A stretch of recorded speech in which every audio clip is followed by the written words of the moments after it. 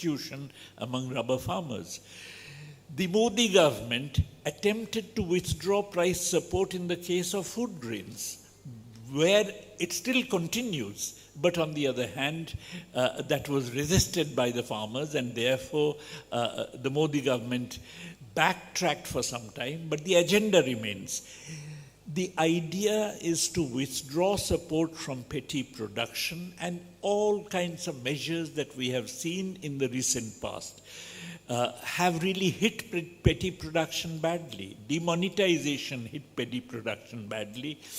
Similarly, the introduction of GST hit petty production badly, and generally we know in the earlier period, in India for instance, you had a certain amount of cloth production being reserved for the decentralized sector. Admittedly, it was the handlooms and power looms both, but nonetheless, a certain amount of cloth production was really reserved. That reservation is gone.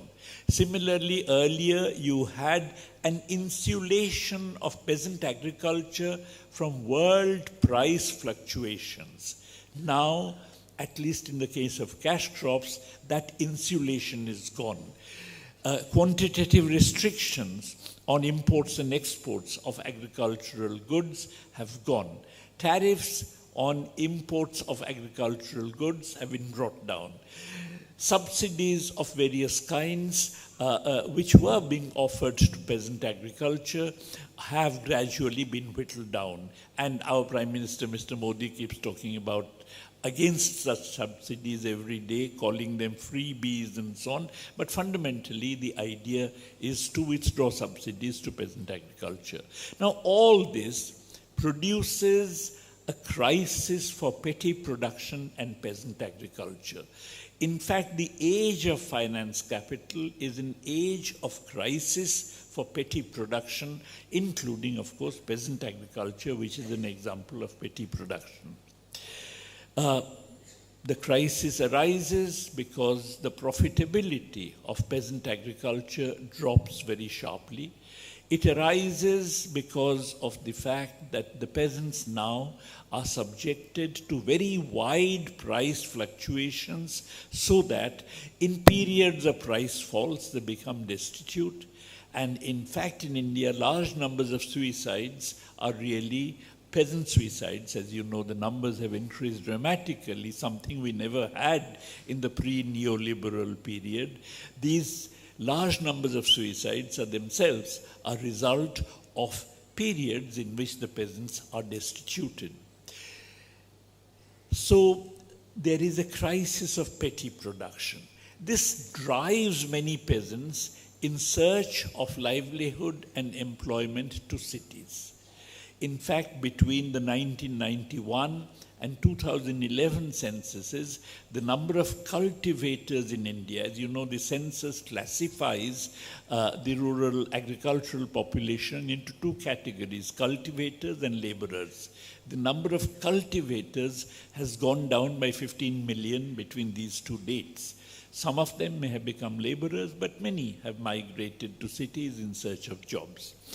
But this is where I come to a second feature. Because of the fact that you have now globalization of finance, countries being open to relatively unrestricted flows of finance across their borders, capital across their borders, they also are open to relatively unrestricted flows of commodities, of goods and services across their borders. Now, if you have opened yourself to unrestricted movements of goods and services, then to remain competitive, you have to introduce labor productivity raising technological change. If you don't do that, but some other country is doing it, then that other country will come and take away your markets. Therefore, there is a competitive race that develops between countries to introduce technological progress, and technological progress typically takes the form of increasing labor productivity.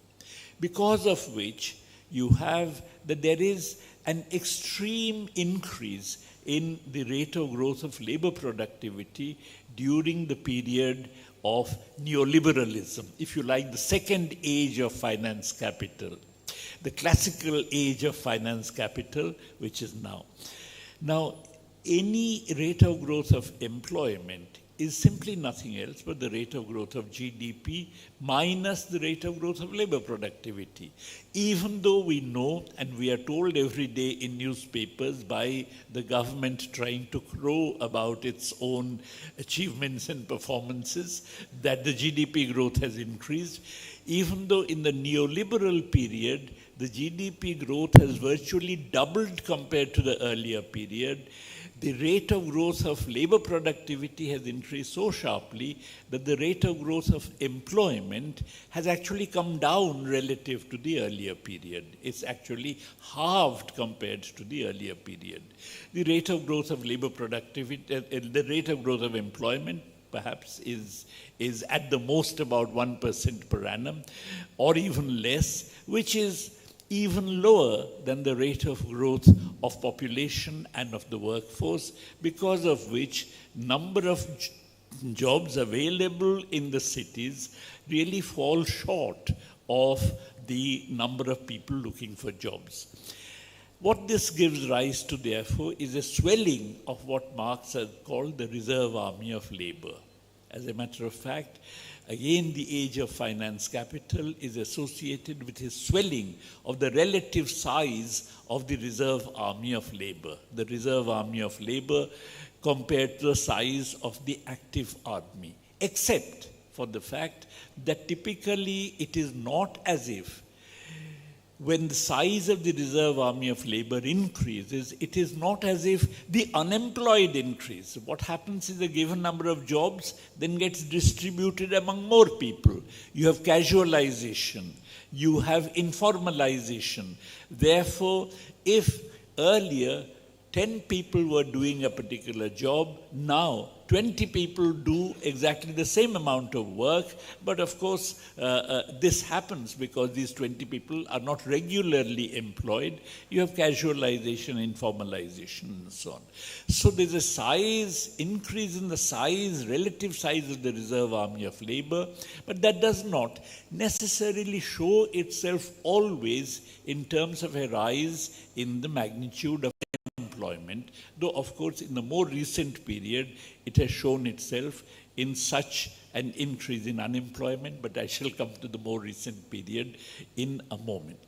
So the period of neoliberalism, or the period, or if you like, the modern age of finance capital, is one which is associated not only with a subservience of the state to finance capital, which has very important implications of democracy, for democracy, because after all, democracy means that you can elect one government as opposed to another, which actually differ in their policies.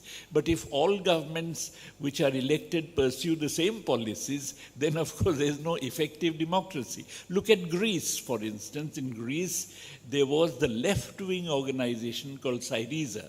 Syriza got elected promising that they were not going to pursue the austerity policies pursued by earlier governments. But the moment Syriza got elected, it pursued exactly, per force, I'm not saying because of bad faith, they pursued exactly the same policies because they couldn't get out of this web of globalization and finance capital, because of which they lost in the elections, and now in Greece once more the right is on the ascendancy. So it is a denial of democracy if you find that all political formations which are committed to this kind, or you know, which are forced to remain part of this kind of a globalized financial and commodity flows, pursue exactly the same policies, no matter what the electorate wants. In other words, I believe that the sovereignty of the people, which is a characteristic of democracy, is substituted by the sovereignty of globalized finance.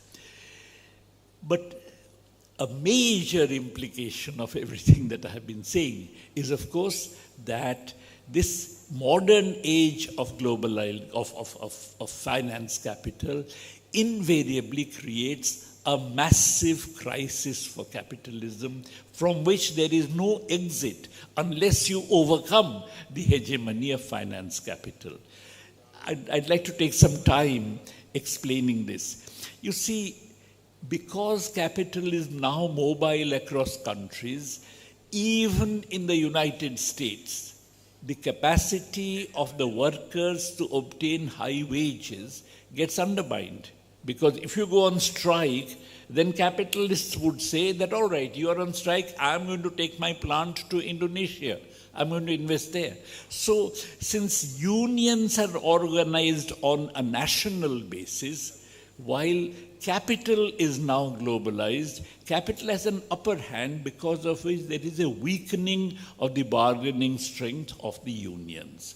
Now this weakening is further compounded by the fact of the rise in the reserve army of labor that I was talking about earlier, and also by the privatization of public sector enterprises. Everywhere in the world you'd find that public sector workers are much more unionized than private sector workers. I once saw a statistic for the United States where you find that 33% of the total number employed by the government, by governments at various levels, and this total number includes teachers, 33% are unionized, while the ratio for the private sector is just 7%.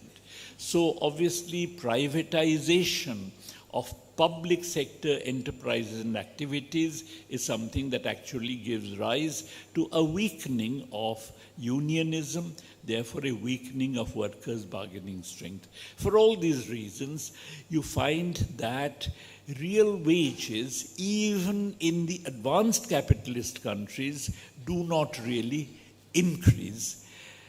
In fact, Joseph Stiglitz, the economist, actually made an estimate. He calculated the real wages of, or he calculated the real wages of a male American worker, the average real wage for 2011, compared it with the average real wage of a male American worker in 1968. And he found that in 2011, it was marginally lower. Now, this is true of the United States. Now, similar information data have been found for many other countries.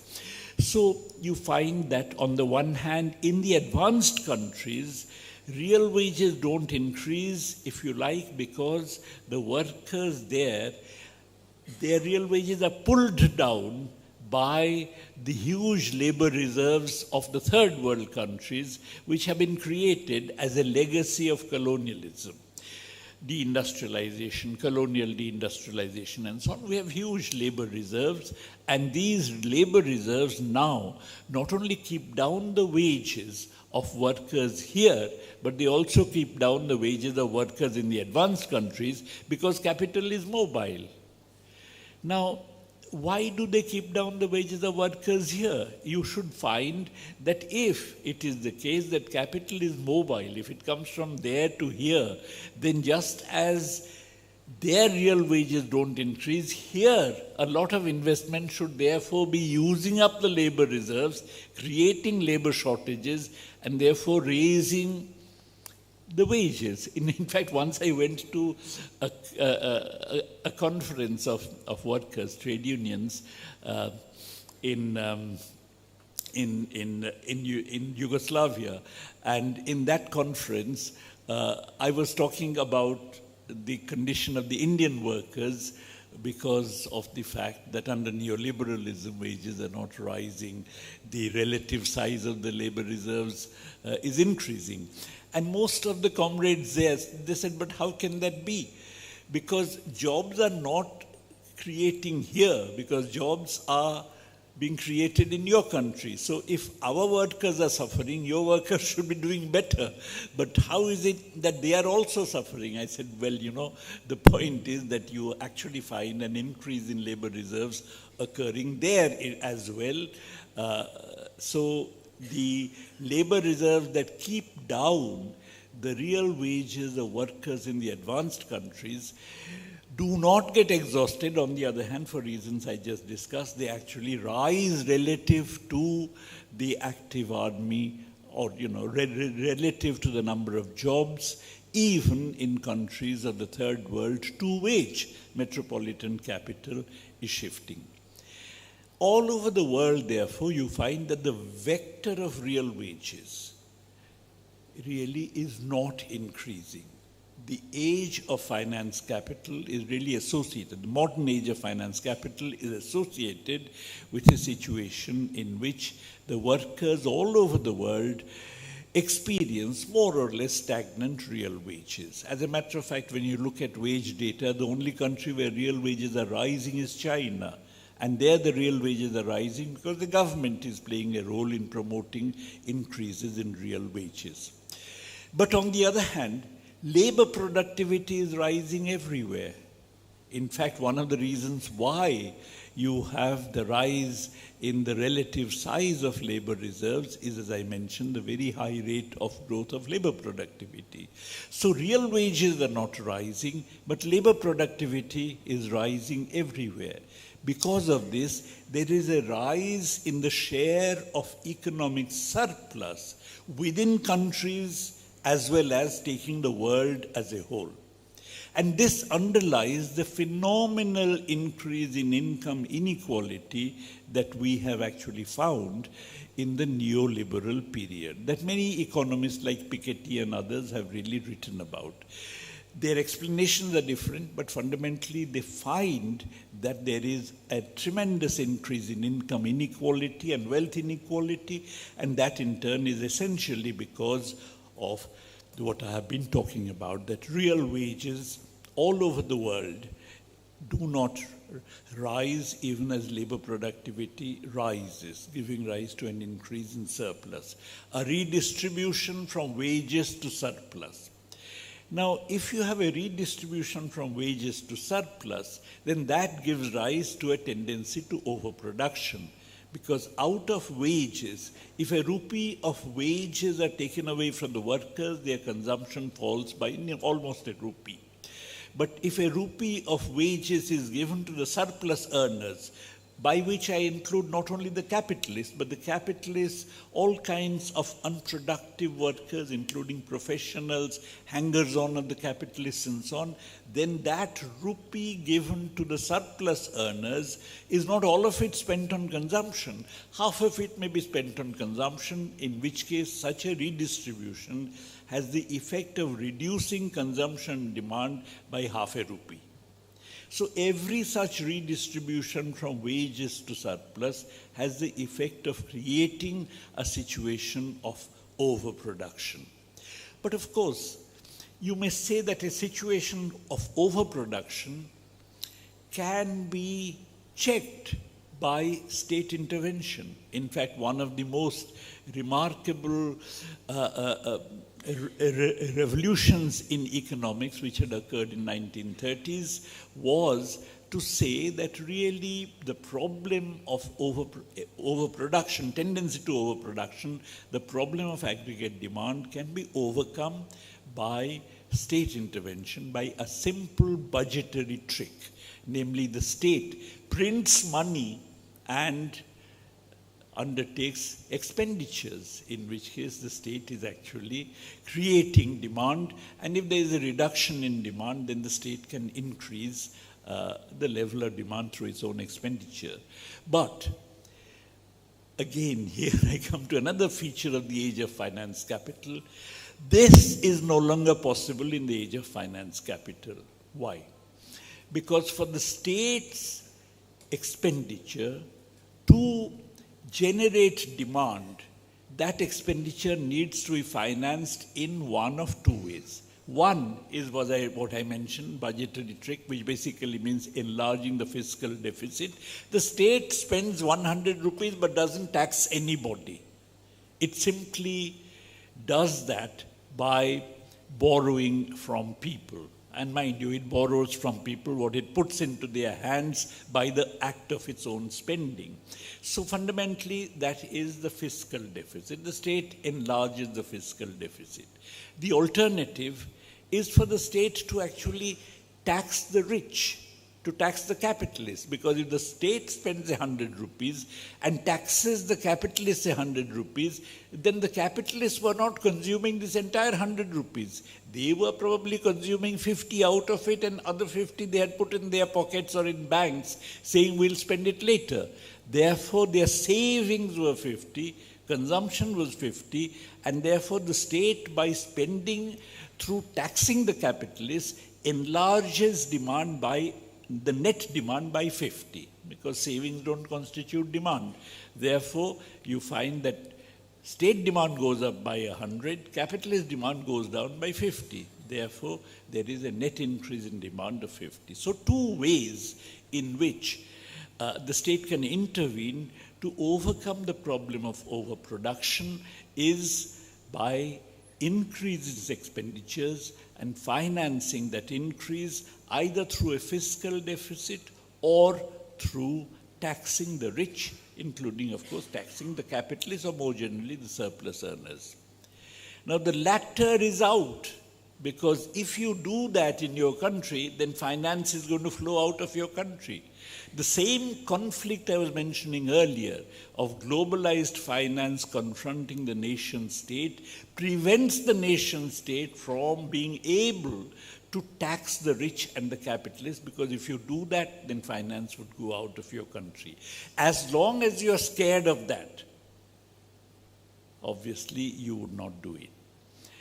The second, as far as enlarging the fiscal deficit concerned, finance does not like a fiscal deficit. In our country and in most countries of the world, in fact in almost every country of the world which is under the neoliberal regime, other than the United States, you have fiscal responsibility legislation. In Kerala, we had opposed the fiscal responsibility legislation when Comrade Isaac was the finance minister. 3% of the GDP can constitute the fiscal deficit of the central government. In India, because the federal structure, 3% there and 3% at the state level.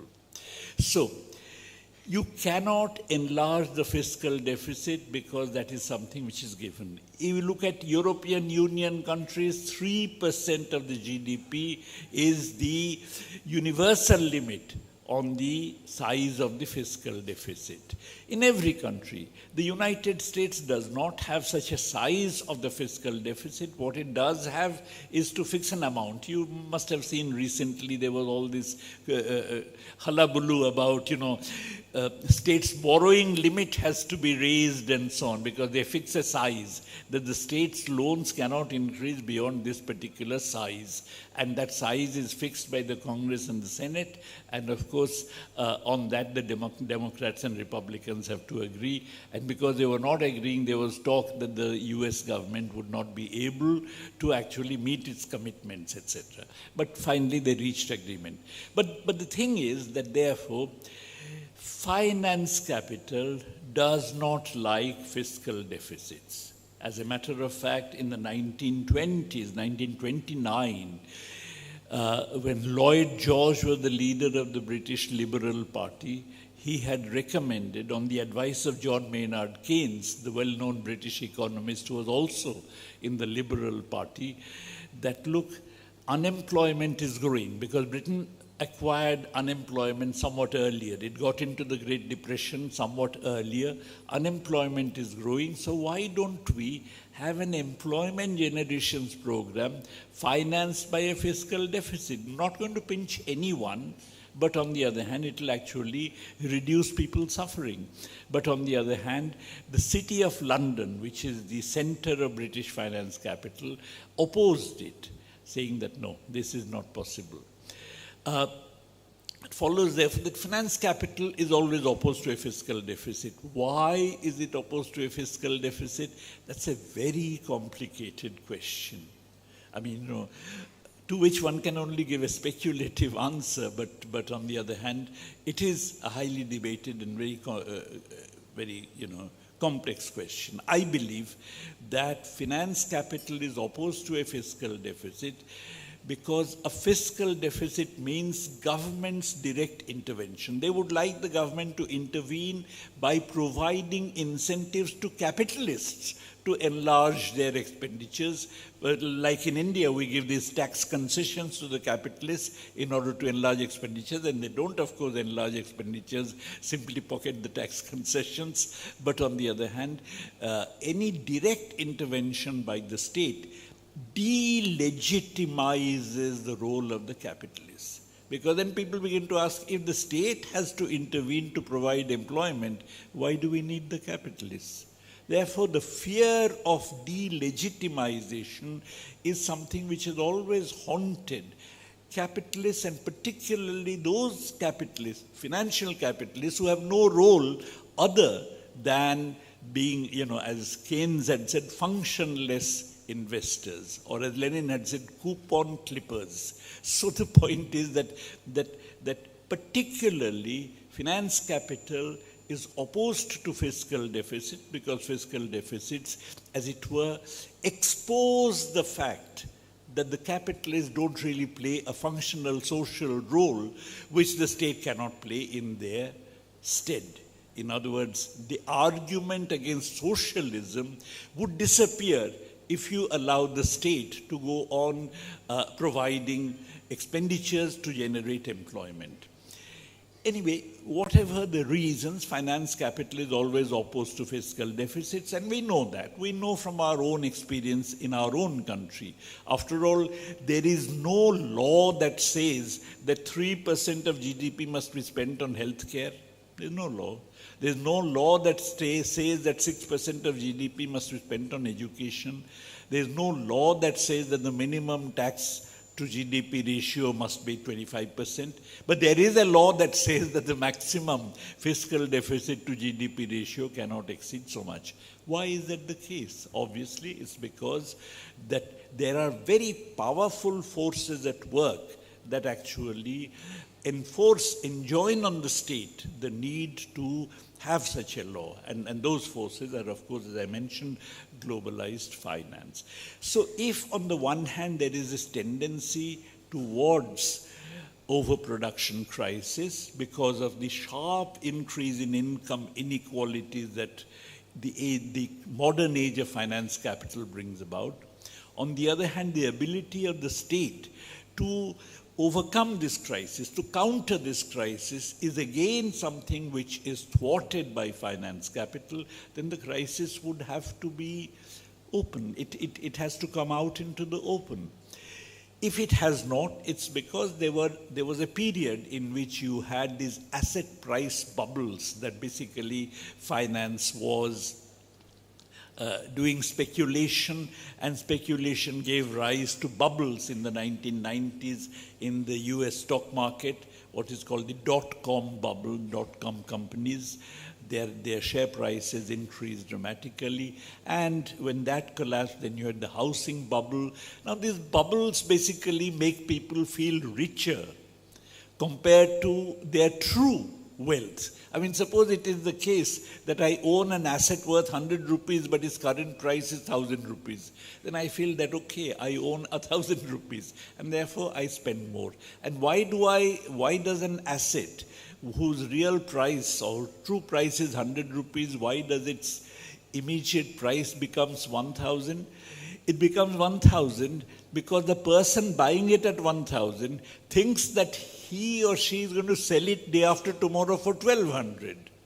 Therefore, these bubbles feed upon themselves. They generate a speculative frenzy, and it is that which makes people who are the beneficiaries of the bubble, maybe momentarily until they have sold off, but if you're a beneficiary of the bubble, then your expenditure goes up, and which is why in the US you had, and when US economy has a larger level of activity, that affects the entire world, the US being the most powerful capitalist economy.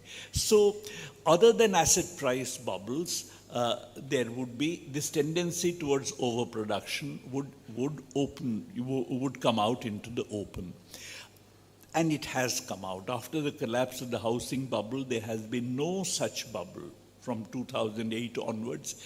Europe has been having a protracted stagnation. In the US, you have had small bubbles, but not really something as important as the earlier bubbles. And of course, the attempt to bring down the interest rates in the US to virtually zero in order to stimulate a bubble, in order to stimulate speculation in security prices, has not really worked, but on the other hand, it has helped in the promotion of commodity price inflation, because of which now the state is beginning to cut down its spending, austerity measures are being taken, interest rates are rising in order to create a recession. So not only do you have a prolonged period of stagnation, but now that prolonged period of stagnation is turning into a period of recession, from which there is no visible, obvious escape within the parameters of